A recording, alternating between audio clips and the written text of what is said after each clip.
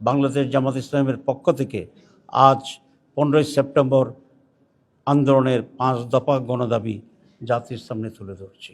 প্রিয় সাংবাদিক বন্ধুগণ, আসসালামু আলাইকুম ওয়া রাহমাতুল্লাহি ওয়া বারাকাতুহু। দেশের এক গুরুত্বপূর্ণ সময়ে আজ আমরা আপনাদের সামনে উপস্থিত হয়েছি।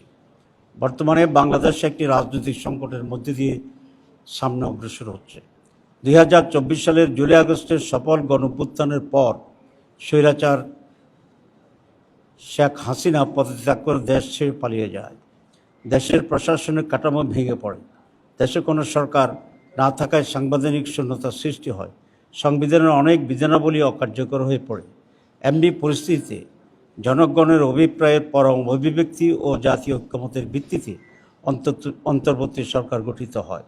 এই সরকারের বৈধতার উৎস এবং ভিত্তি হচ্ছে সংবিধানের অনুচ্ছেদ 7 বর্ণিত বিধানের জনগণের অভিপ্রায়। প্রিয় সাংবাদিক বন্ধুগণ, সংবিধানের ত্রুটি ও রাষ্ট্রের কাঠামোগত অবস্থার সুযোগে কর্তৃত্ববাদী শাসন, ভিন্নমত দমন, দুর্নীতি ও দলীয়করণের ফলে গোটা দেশ অকার্যকর হয়ে পড়ে। সাংবিধানিক প্রতিষ্ঠানসমূহ ধ্বংস হয়ে যায়। ফলে রাষ্ট্রের সব বিভাগের সংস্কার অপরিহার্য হয়ে ওঠে। অন্তর্বর্তী সরকার দায়িত্ব গ্রহণের পর রাষ্ট্রের প্রয়োজনকে সামনে রেখে জনগণের প্রত্যাশা পূরণের লক্ষ্যে গণহত্যার বিচার, রাষ্ট্র সংস্কার ও স্বৈরাচার ফিরে আসার সকল পথ রুদ্ধ করার প্রত্যয় নিয়ে কাজ শুরু করে গঠিত হয় বিভিন্ন সংস্কার কমিশন। কমিশনগুলোর সুপারিশের ভিত্তিতে জাতীয় ঐক্যমত্য কমিশন 166টি প্রস্তাবের ভিত্তিতে রাজনৈতিক দলসমূহের সাথে আলোচনায় মিলিত হন। দীর্ঘ আলোচনার পর 84 প্রস্তাব সিদ্ধান্ত আকারে গৃহীত হয়। অনেকগুলো প্রস্তাবের সাথে 2-1টি রাজনৈতিক দল ভিন্নমত পোষণ করায় অনেকগুলো গুরুত্বপূর্ণ সিদ্ধান্ত গ্রহণ করা সম্ভব হয়নি। প্রিয় সাংবাদিক বন্ধুগণ, সরকার ইতিমধ্যেই জুলাই জাতীয় ঘোষণা ও জুলাই জাতীয় সনদ প্রস্তুত করেছে। একটি বৃহৎ রাজনৈতিক দল হিসেবে বাংলাদেশ জামাত ইসলামী জুলাই জাতীয় ঘোষণা ও জুলাই জাতীয় সনদের প্রয়োজনীয় সংশোধনী সহ তাদের পরামর্শ সরকারের নিকট উপস্থাপন করে। জামাত ইসলামী বরাবরই জুলাই জাতীয় সনদকে আইনগত ভিত্তি দেওয়ার বিষয়ে জোরালো ভূমিকা পালন করে আসছে।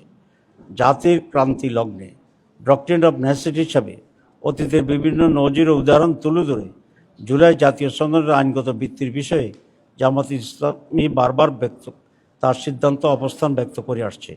আমরা মনে করি জুলাই জাতীয় সনদের আইনগত ভিত্তি প্রদান ব্যতীত ছাত্র জনতার রক্তের বিনিময়ে অর্জিত অভ্যুত্থান ও তার অর্জন ব্যর্থতায় পর্যবেসিত হতে পারে। প্রিয় সাংবাদিক বন্ধুগণ, ইতিমধ্যে জাতীয় সংসদ নির্বাচনের রোডম্যাপ নির্ধারণ করা হয়েছে।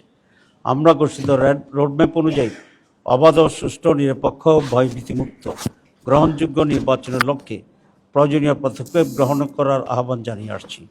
আমাদের অতীত অভিজ্ঞতা অনুযায়ী কালো টাকার ব্যবহার বন্ধ, ভোট কেন্দ্র দখল, পেশি শক্তি প্রদর্শন ও ভোটের বিভিন্ন অনিয়ম ও অপতৎপরতা বন্ধ, কোয়ালিটি সম্পন্ন পার্লামেন্ট এবং দক্ষ আইন প্রণেতা তৈরি সহ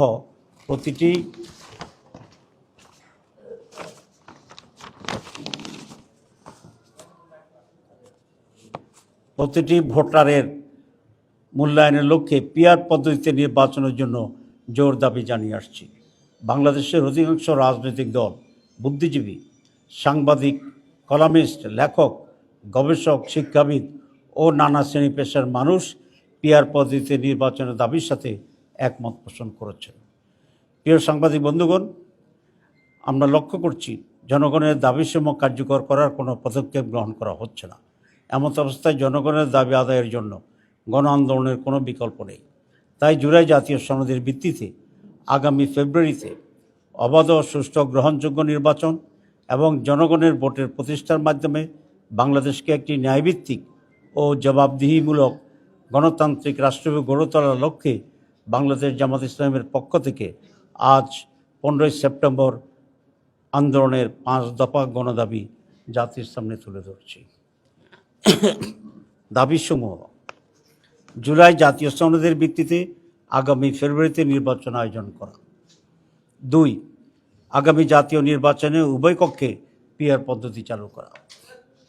3, অবাধ, সুষ্ঠু ও গ্রহণযোগ্য নির্বাচনের লক্ষ্যে সকলের জন্য লেভেল প্লেইং ফিল্ড নিশ্চিত করা। 4, ফ্যাসিস্ট সরকারের সকল জুলুম, নির্যাতন, গণহত্যা ও দুর্নীতির বিচার দৃশ্যমান করা। 5.